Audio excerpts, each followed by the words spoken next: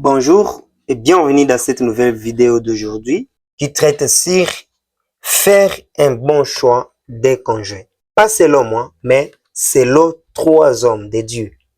Nous avons le pasteur Roland Dallot. Jeunes gens, notez, nos choix gouvernent notre vie. Nous avons le pasteur Atom Semboma.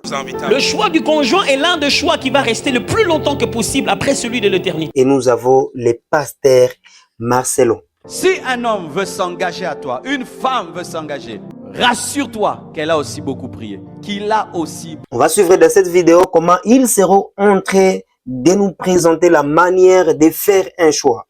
Qu'est-ce qu'ils font avant de faire un choix? Ces trois personnes sont très influentes dans la chrétienté congolaise et nous devons vraiment essayer d'analyser ce qu'ils étaient en train d'expliquer dans cet enseignement.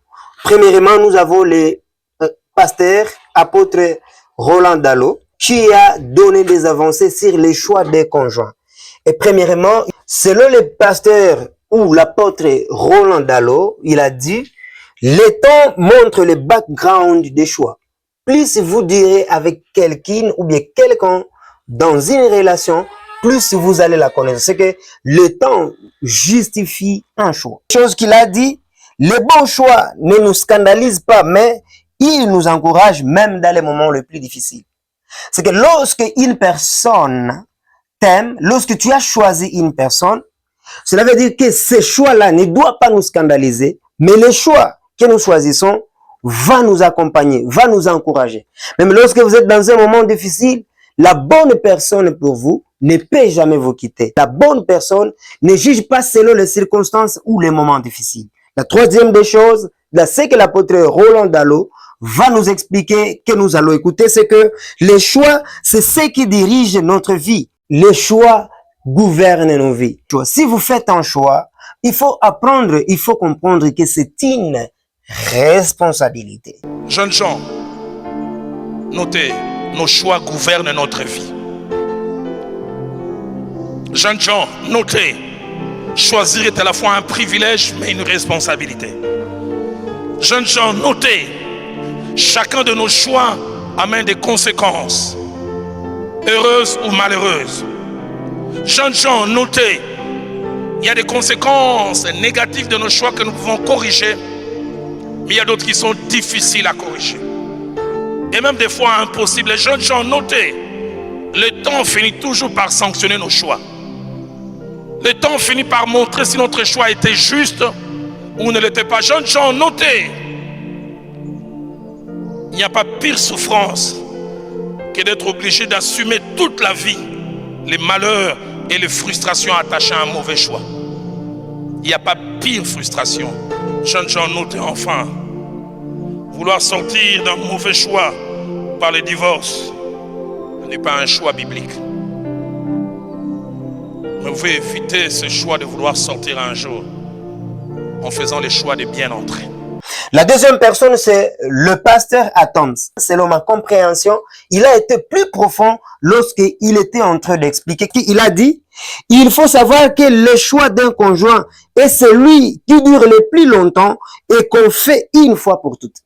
Il faut comprendre que le choix d'un conjoint est celui qui dure pour toute la vie et qu'on fait une seule fois. Alléluia. C'est qu'il y a d'autres choix qu'on va faire et tu peux retourner derrière. Mais lorsque tu as fait le choix de conjoint et une fois au mariage, tu ne peux plus retourner. La deuxième des choses qu'il a déclaré, quand tu choisis, ce n'est pas la personne que tu vas choisir qui a les mots. C'est pas la personne que tu dois choisir qui a l'influence sur toi. Mais c'est toi, les choix là que tu vas faire dépend de toi. Qui est en train de choisir? De toi qui connais ce que tu as besoin de choisir.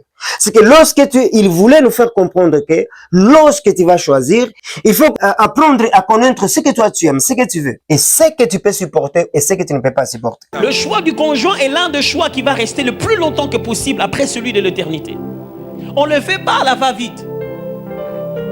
Mais on prend... Écoutez-moi, chaque choix est lié au temps. Il y a tel un temps où le choix n'est plus approprié. J'ai dit ceci, chaque fois qu'il faut choisir, il y a la meilleure période pour le faire.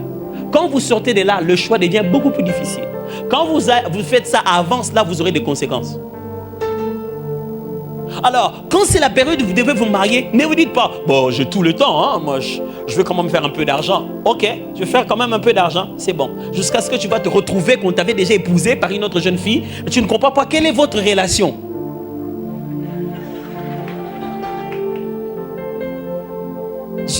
Tu sais plus vraiment bien nani. Et le jour tu dis, bon, moi je veux une fiancée. Dis, qui toi? Une fiancée. Oh, mais où est le problème? Moi je suis là, toi tu vas prendre une fiancée. Mais toi tu es qui? Même toi tu ne sais même plus qui elle est.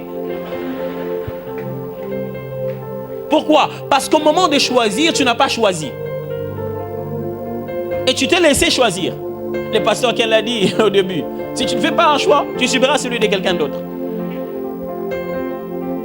La deuxième des choses qu'il a dit, les profils d'un choix dépendent de celui qui choisit. C'est qu'il faut apprendre que lorsque tu choisis quelqu'un, c'est toi qui connais ce que tu es en train de choisir. C'est toi qui décides ce que tu veux en fait. Je veux ceci, j'aime ceci. C'est comme si tu peux arriver au resto, tu veux manger. C'est pas les serveurs qui vont te dire ce que tu dois manger. C'est toi qui dois dire, c'est ce que je vais manger. C'est ce que je vais ça. C'est ça les choix. Donc ça doit dépendre de toi.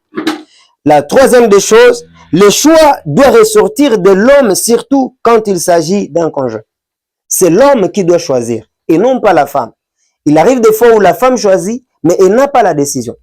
C'était un jour où on était dans un culte des jeunes, on a dit, vous les femmes, il arrive des moments où nous, on dit à la maison, vous savez, tu as grandi, tu dois maintenant te marier. Et une fille a dit, tant mieux, vous êtes même un homme, vous pouvez décider de vous marier. Mais alors nous les femmes, tu ne peux pas décider quelque chose sur ton mariage. Et le choix du conjoint, une seule chose que je dois vous dire, le choix ne dépend pas d'abord de ce qu'on choisit, mais de celui qui choisit. Le choix ne dépend pas d'abord de ce qu'on choisit, mais de celui qui choisit. Très important à comprendre. C'est-à-dire, quand j'arrive, je trouve deux chairs. Cette chair en bois, très bien présentée, et une autre chair peut-être en vitre. Le choix n'a rien à voir le fait que cette chair est en bois et l'autre est en vitre. Le choix a à voir d'abord avec ce qu'Atoms aime. Ok? Si Atoms ne comprend pas bien ses besoins, il ne pourra pas choisir. Si vous entrez dans un magasin, je dis un vrai magasin, quoi, là où vraiment vous êtes un client, pas là où on a envie de vous chasser quand vous entrez. Non, je ne parle pas de ça. Je parle de là où quand vous entrez, on vous dit comment puis-je vous aider. Ouais, c'est ce vrai magasin là, ok? Voilà. Dès que vous entrez, on vous dit qu'est-ce que vous voulez? On dit non, j'aimerais bien m'acheter quelque chose pour la fête. Il ne va pas directement aller prendre quelque chose et dire prends. Il va continuer à te questionner. C'est quel type de fête? Ah, c'est une fête de mariage. Ah, vous voulez vous la jouer comment? Comment vous vous sentez? Il n'y a pas de choix. C'est toi qui es en train de lire. Quand il t'aura bien compris, il voit directement l'habit qui va avec ça. Chaque choix est lié à un profil. Et ce profil-là est dans celui qui choisit. Et les gens passent beaucoup de temps à se demander qui ils vont choisir pour se marier. Et ils ne prennent jamais le temps de savoir qui ils sont eux qui doivent choisir. Et c'est ça le grand problème. Les gens finissent par choisir, mais ils ne se sont pas connus eux-mêmes. Avant le banana tobala na miyeba papa. Tu viens, tu dis bon écoute, je vais te faire la faveur de devenir ma femme. Puis je dis papa, tu es orgueilleux, tu dis non, qui moi orgueilleux? Tigara maman, tigara. Tobal na te tigano. Ozoye ba même pas causa l'olendo. Frère, sœur, si vous voulez épouser quelqu'un qui ne s'est pas bien compris, n'osez pas.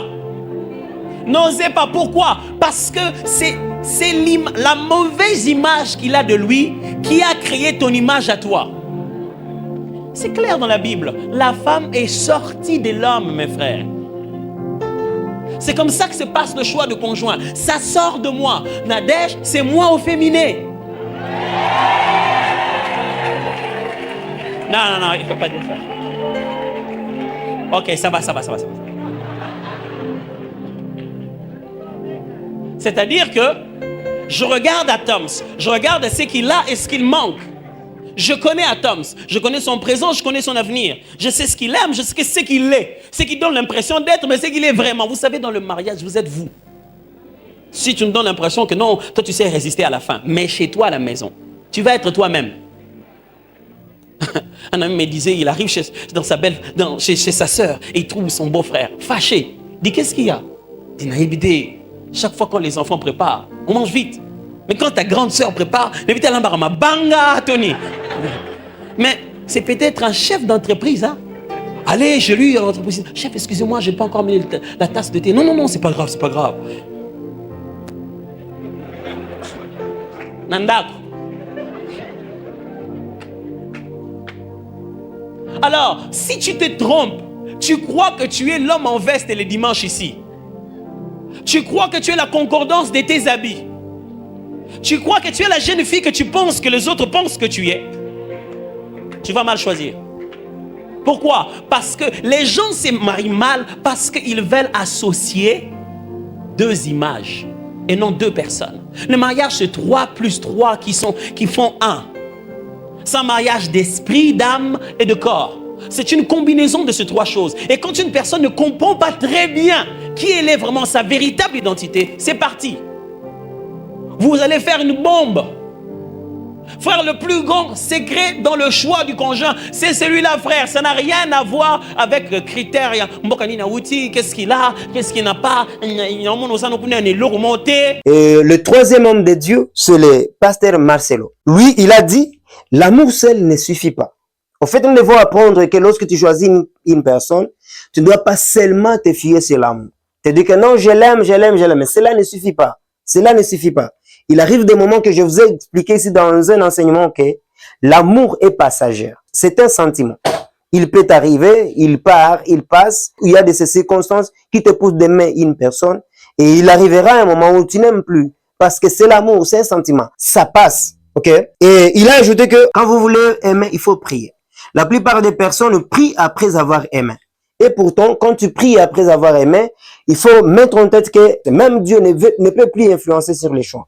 Parce que tu as déjà une décision.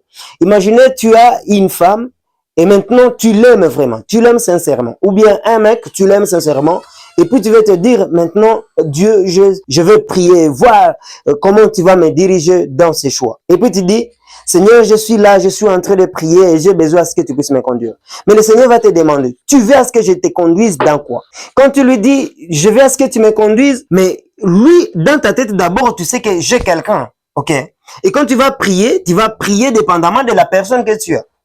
Et c'est pourquoi il arrivera des moments où quand il dit, Seigneur, aide-moi, je vais faire un choix. Mais tu as déjà choisi. Ton choix sera dirigé par la personne que tu as déjà. Tu vas te dire, ah, même si tu peux me donner éternel Dieu, mais j'ai d'abord celui-ci que j'aime. Là, tu n'es pas en train de mettre Dieu dans la place d'un choix.